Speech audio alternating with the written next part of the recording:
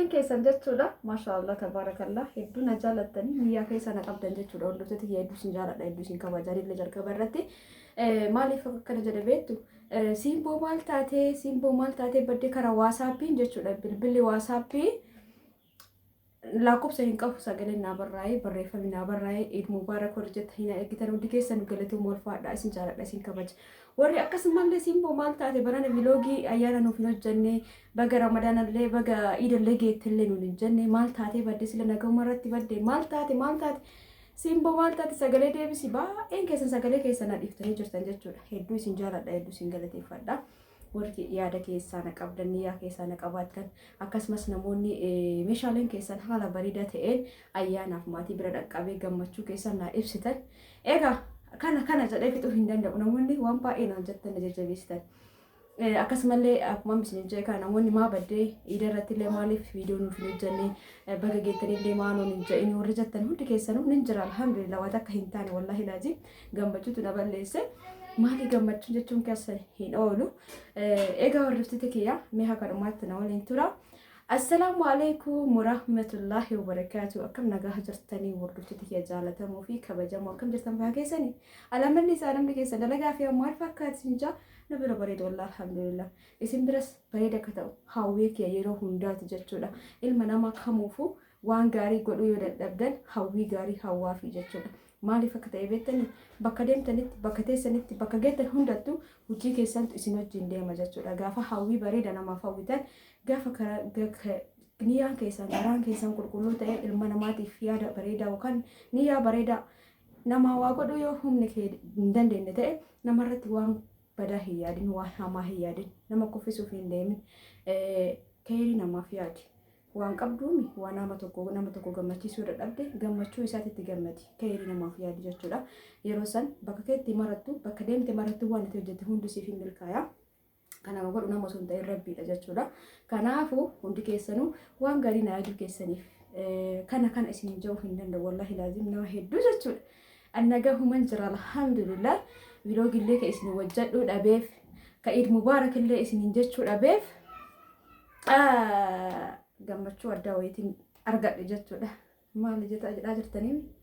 akkasumallee baga gammadde jettaniillee maaliin illee jechuun keessan hin hafu egaa akkuma keessan anillee obboleettii alaa qaba ture obboleettiin tiyyaa waggaa dheeraan booda gara biyyaa galte isii fuudhuudhaaf finfinnee ture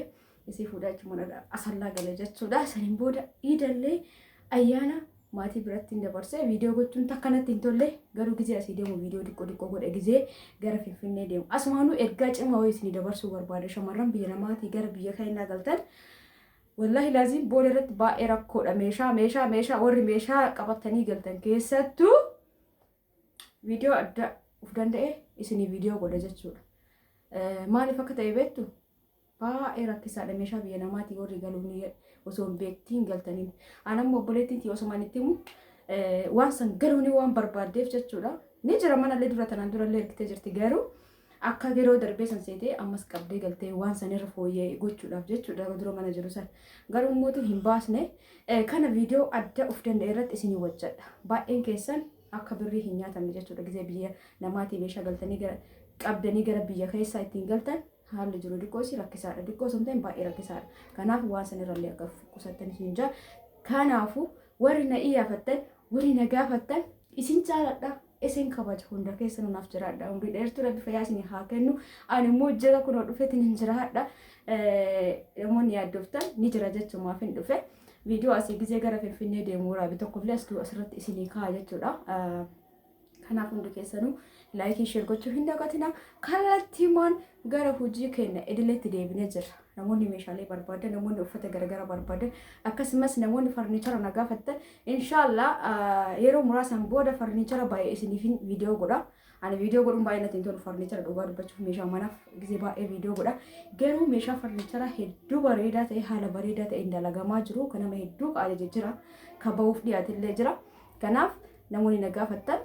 achirratti ni argitan jechuudha eegisin viidiyoo malee jettan viidiyoo isiniif godhaa xiqqoo natti ulfaatullee viidiyoo gochuuf olii gadi feffe'uuni haa ta'uti viidiyoo isinii godha maal jechuu barbaadeetti kallattii maal gara dalagaa keenyatti deebinee jirra jechuudha namoonni nuuf gammaddan laayikii godhaa dalagaa giseen dalagu warri isinitti tolu laayikii sheer gochuu hin dagatina. Namoonni chaanala kana subscribe hin goone immoo laaltan subscribe godhaa. Nanti yang dekat de wallahi itu turun le Eid Mubarak baga ittiin geettan isinja baga ayyaana irrallee haftanii akkamitti dabarsitanii ani baay'ee takka gammachuu yeroo lamaatiin dabarsee tokkoffaa poliitikii yeroo dheeraa biyya namaa turte fuudhee isii waliin maatii waliin isiin nurratti argamte anillee maatii biratti argamee gammachuu addaa wayitiin dabarsee maatii guutuu wajjin wajjinatti tola jechuudha. Gammachuu guutuun dabarsee akka hoti ammoo hunda wajjin ol argee kanaaf hedduu akka gammadeetiin dabarsee isin akkamiin dabarstan homaa miti namoonni biyya namallee mana namaatti illee dabarstan ni darba jechuudha. Haadhi boruu miti borumootu har'aa miti guyyaan ni darba waan ta'eef hundumaafuu baga ayyaana irraa haftanii baga ittiin geettanii irrallee haftanii isin hordoftoota kiyya kanumaaf isin irraa habbadee waan biraa haasa'uuf hin dhufne haganuma isinitti haasa'uu fi namoonni meeshaa garaagaraa na gaafattanillee kallattiin gara dalagaatti deebinee jirra. Akkasumas hordoftoota kiyya inni biraa mootii waan isinitti himuu barbaadu namoonni meeshaa nu bittee nu kaa'uu dandeettaa jettan kaa'uu hin danda'u. Baay'ee takka rakkisaadha waan ta'eef isin kaa'uu hin danda'u.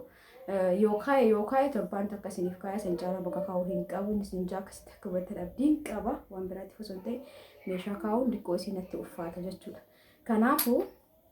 warra akkasittanii na gaafattan ji'a 2 3 6 4 5 naa keessatti taa'urri jettanii haga gaafa angaluuti jettan bakka kaa'uu hin qabu garuu isin qopheessee gara maatii isin erguu danda'an. Egaa kana isin jaa hordoftoota kiyya viidiyoon kiyya kaarraa kan waan xumuramee jira viidiyoo biraatiin inshaallah bal'inaan walitti deddeebina. Hangastuun keessan bakka jirtan fayyaana ta'a. Meeshaa akkasumallee viidiyoo tokko isiniif ni hojjedha. Waa'ee meeshaa biyya namaatirraa akkamitti akkasiin gizee galchitan maal tokko isin mudatu viidiyoon isin waraaba gizee itti aanu jechuudha. Kanaafuu baay'een keessan hagam viidiyoo san waraabu namni amma yeroo ammaa tana gara biyyaa galuuf meeshaa bibbitaa jirtan jiraatu mala jechuudha. Kanaafuu yuutuuba kiyya argitan of qabuu qabda meeshaa bittaniif hin binne addaan baasaa beekaa keessattuu elektirooniksii biyya namaatii qabnee galla jettanii mootummaaf kennitan jechuudha.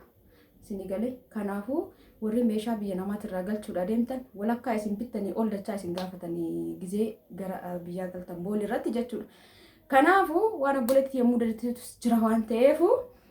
sanillee bal'inaan isiniif hin waraaba viidiyoo hagasumaafuu warri kana dhageettan meeshaa gizee bittan elektiroonikii keessattuu meeshaa elektirooniksii bittanii gara biyyaa galuuf yaadumaa hin godhatina. Asumatti biyya keessan keessatti bitachuu dandeettanii gatiin oluma biraa garummootu dachaa isin gaafatan booda irratti jechuudha. Akkan isin ijaa hordoftoota kiyya inshallah viidiyoo biraatiin itti deebina. Ammaan taanaanii namni hedduu waan na gaafateef sagalee deebisuudha jedhee hagan isinitti haasa'uuf dhufee. Egaa nagahan na turaa isin jaaladha isin kabajaa warri na to'attan warri na laaltan yoo diqqooma turellee warri akkana na gaafattan hundi keessanuu naaf jiraadha galatuma ulfaadha. Halkan keerii keessa naa bulaa viidiyoon sa'aatii kamitti akka babuu hin beeku. Sanuu bakkuma jirtanitti warri na hordoftan biyya alaas ta'e biyya keessas hundi keessanuu galatuma ulfaadha isin jaaladha isin kabaja mara keessanuu bakkuma jirtanitti rabbi yaada muraada keessan isin haa guutu rabbi fayyaa isin haa kennu isin jecha viidiyoon kiyya kana waan xumuramee jira. Viidiyoo biraatiin inshallah bal'inaan walitti deebina. Hagesittu halkan keerii keessa naa bula. Bye bye.